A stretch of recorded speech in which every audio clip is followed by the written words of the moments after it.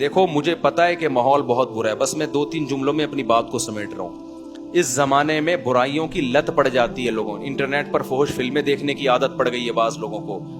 یہ 2 قسم کے لوگ ہوتے ہیں، ایک وہ جو دیکھ رہے ہیں مزے اڑا رہے ہیں، جو کیا کر رہے ہیں، یار لائف کو انجوائے کرو، زنا بھی کر رہے ہیں، مزے اڑا رہے ہیں، اور پتہ نہیں کیا کیا الٹے سیدھے کام ہو رہے ہیں، مزے اڑا رہے ہیں۔ ایک وہ ہیں جو یہ کر تو رہے ہیں لیکن ساتھ ساتھ خدا سے ڈر بھی رہے ہیں۔ سمجھ میں آ رہی ہے بات کہ نہیں آ رہی، کہ یار میں یہ غلط کر رہا ہوں۔ مجھے معلوم ہے بہت لڑکے فحش فلمیں دیکھتے ہیں، پھر آ کے روتے ہیں کہ یار مفتی صاحب ہم چاہتے ہیں عادت چھوٹ جائے مگر چھوٹ نہیں رہی ہے، ہمیں پتہ ہی یہ غلط کام ہے، زنا غلط کام ہے، ہم چاہتے ہیں عادت چھوٹ جائے، چھوٹ نہیں رہی ہے۔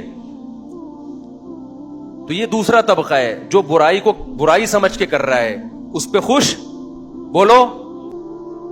تو 2 قسم کے گناہ ہیں، گناہ گار لوگ ہیں۔ ایک ہیں جو ان گناہوں میں مست ہیں، وہ مذاق اڑاتے ہیں، بھائی مولویوں نے پابندیاں، بھائی یہ مولوی کچھ تو اور بےہودہ الزامات لگا رہے ہوتے ہیں۔ دوسرا وہ گناہ گار ہے جو گناہ کر رہا ہے لیکن اس کو احساس ہے کہ یہ اچھا کام بولو نہیں، اس کو احساس ہے کہ میں غلط کر رہا ہوں، اور اس احساس اتنا کہ وہ چاہتا ہے کہ میں چھوڑ دوں وہ چاہتا ہے کہ میں چھوڑ دوں۔ تو اس کے لیے بھی اللہ کی طرف سے رحمت ہے کہ جو چاہتا ہے نا، چاہنے میں سیریس ہو، وہ ٹوپی ڈرامے والا چاہنا نہ ہو۔ ایک چاہنا یہ ہوتا ہے کہ میں پہلے اچھی طرح گناہ کر لوں، جب 55 سال کا ہو جاؤں گا تو چھوڑ دوں گا میں۔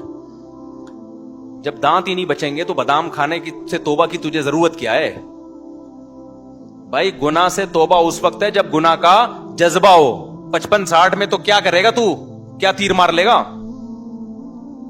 تو یہ جو گناہ کی ہماری قسم ہے نا کہ چاہتا ہے مگر پھر بھی ہو رہا ہے، اگر یہ چاہتا ہے تو دیکھو اس کو چھوڑنے کے کچھ نسخے ہیں، وہ نسخے اختیار کرنے پڑیں گے۔ اگر کر رہے ہو اس کا مطلب واقعی چاہتے ہو، اور یہ میں مانتا ہوں کہ بعض گناہوں کی لت پڑ جاتی ہے، وہ ایک دم سے نہیں چھوٹتے، توبہ کر کے بھی بعض دفعہ ہو جاتے ہیں وہ گناہ، لیکن جو اولو العزم لوگ ہیں نا وہ ایک دفعہ توبہ کرتے ہیں اور ایسا اپنی زندگی سے اس کو نکالتے ہیں کہ دوبارہ اس کی طرف کبھی نہیں لوٹ۔ ایسے مضبوط لوگ بھی ہیں لیکن ایسے بھی بیکار لوگ بھی ہیں، ادھر توبہ کی پھر ہو گیا، پھر توبہ کی پھر ہو گیا، پھر توبہ کی پھر گناہ ہو گیا، پھر توبہ کی۔ تو ایسے لوگ 2 بلکہ 3 کام پابندی سے کریں۔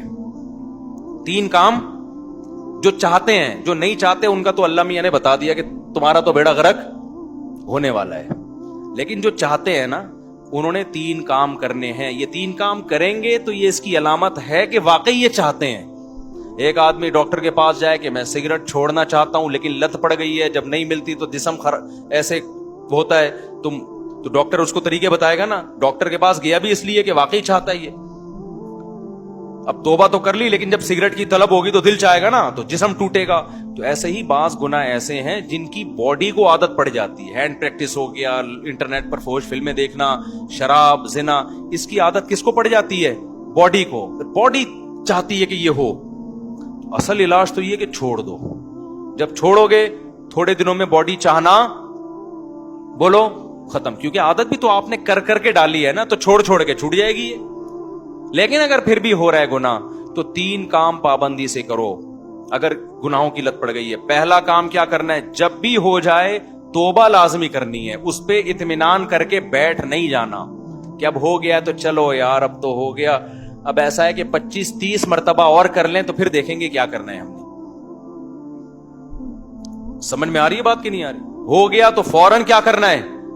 اے اللہ دل سے معافی مانگو، مجھے معاف کر دے، میں تجھ سے معاہدہ کرتا ہوں کہ آئندہ یہ جرم نہیں کروں گا۔ پہلا کام تو یہ فوراً کرے وہ۔ دوسرا کام کیا کرنا ہے؟ فوراً کوئی جرمانہ یا کوئی سزا دے اپنے آپ کو۔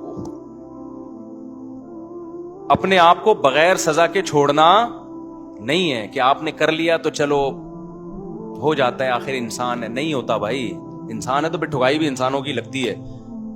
اپنے آپ کو کیا دینی ہے؟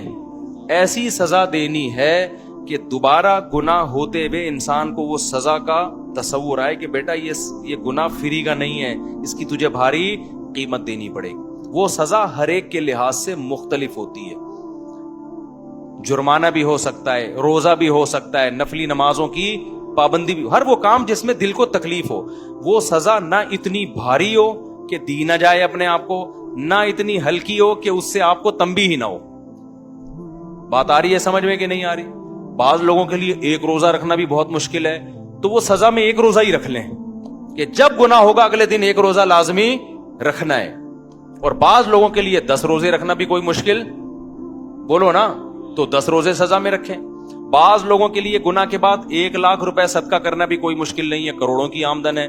بعض لوگوں کے لیے 100 روپے صدقہ کرنا بھی کیا ہے, مشکل ہے, تو وہ 100 روپے رکھ لیں.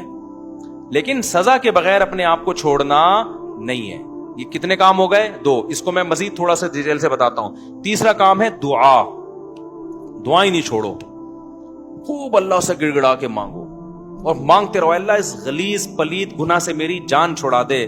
میں اقراری مجرم ہوں, باغی مجرم نہیں ہوں. میں ان لوگوں کی طرح نہیں ہوں جن کو جب آخرت سے ڈرایا جاتا ہے تو کہتے ہیں ہمیں کیا پتا قیامت ہے یا نہیں ہے. نہ میں مانتا ہوں ان الساعۃ لآتیۃ لا ریب فیہا, اے اللہ ایک دن قیامت آئے گی, تو مردوں کو زندہ کرے گا, اس گناہ پہ سزا دے گا, میں اقرار کرتا ہوں.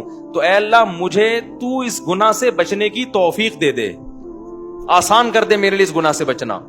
میں دعوے سے کہتا ہوں مانگتا رہے گا نا, انشاءاللہ یہ گناہ اس کی زندگی سے نکل جائے گا. بہت سے نوجوان آتے ہیں کہ ہم نے حج بھی کر لیا, ہم نے تبلیغ میں 4 مہینے بھی لگا لیے, پھر بھی گناہ نہیں چھوٹ رہا ہم سے. تو بھائی آپ کوشش میں لگے رہو گے, آہستہ آہستہ انشاءاللہ چھوٹ جائے. اگر کوشش نہیں کی نا, یہ 3 طریقے نہیں اختیار کیے, تو اس کا پتہ ہے نقصان کیا ہوگا؟ آج یہ گناہ کر رہے ہو نا, کل ایک قدم اس سے آگے ہوگا. یہ نہ سمجھو کہ آج یہ گناہ ہو رہا ہے تو یہاں یہ جو گورے ہومو سیکچولیٹی کو پھیلا رہے ہیں نا, کیوں زنا کر چکے ہیں یہ, اب آگے کی طرف جا رہے ہیں یہ, اور کل ان میں محرم سے زنا بھی پروموٹ کریں گے یہ, بہنوں سے, اور اللہ بچائے ایسے الفاظ لیتے ہوئے بھی ہمیں خدا کا سے ڈر لگتا ہے. یہ محرم رشتوں سے بھی زنا کو لیگل کریں گے کل, کیونکہ ان کے یہاں توبہ نہیں ہے. تو توبہ جب نہیں ہے تو ہر آنے والا دن برائی میں ایک اسٹیپ آگے ہوگا. تو یہ 3 کام جو گناہ کے عادی ہیں کریں گے کہ نہیں کریں گے؟ اس کا فائدہ کیا ہوگا؟ لوگ کہتے ہیں یار ہم تو توبہ بھی کرتے ہیں اور صدقہ بھی کر رہے ہیں, سزا بھی دے رہے ہیں, پھر بھی نہیں چھوٹ رہا. میں ان سے کہتا ہوں 2 کام تو ہو رہے ہیں نا. نمبر 1, اس سے زیادہ آگے کی طرف نہیں جا رہے. اگر یہ کام نہ کر رہے ہوتے تو پھر آگے جاتے. آگے تو اسٹاپ ہو گیا نا, اسی پہ بریک لگ گئی ہے. ایک فائدہ یہ ہوا.